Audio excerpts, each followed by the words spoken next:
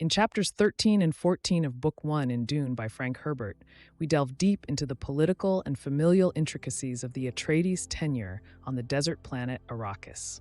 Here, Duke Leto Atreides navigates the treacherous waters of leadership, loyalty, and legacy amid increasing tensions with their archenemies, the Harkonnens. Chapter 13 opens with Duke Leto awakening to the challenges of his new domain, following a decision to leave his son Paul asleep in a conference room. He consults with his mentat, Thufir Hawat, revealing his strategic mindset by ordering a daring strike against the Harkonnens on their home planet, Giedi Prime. Leto's plan to destroy the enemy's spice stockpiles illustrates his willingness to take aggressive actions to secure his family's position on Arrakis and within the broader galactic power structure. During this consultation, Hawat discloses intercepting a message that insinuates Lady Jessica, Leto's Bene Gesserit concubine and Paul's mother, might be a traitor.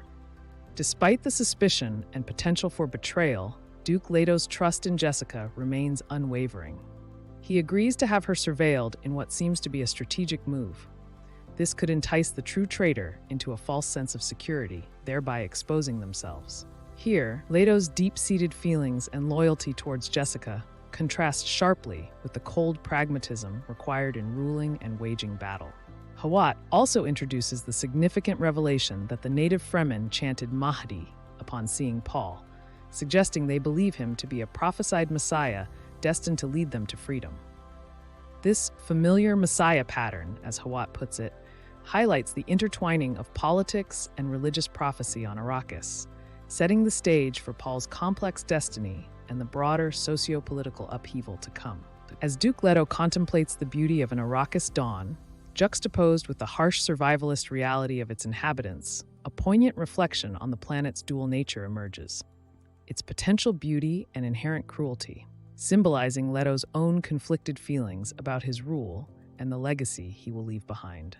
Chapter 14 shifts focus slightly to a private conversation between Duke Leto and Paul, deepening the exploration of family dynamics and duty.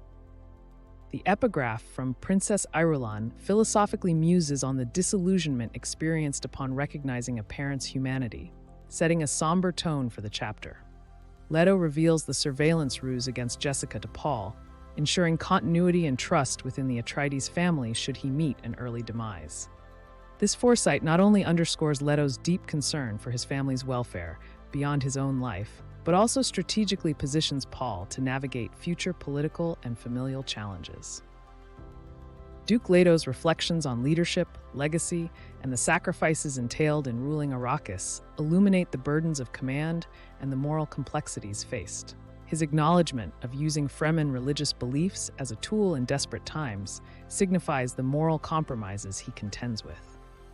Leto's admission of his propaganda's effectiveness and the potential manipulation of religious fervor among the Fremen reveal a tension between pragmatic governance and personal honor. The conversations and internal monologues in these chapters richly detail the thematic concerns of Dune, the interplay of power, loyalty, destiny. Before you go, if this video was helpful to you, please leave a like on the video and let us know in the comments what book you would like us to make a video on next. Thanks for watching. This has been another Bookly Crash Course.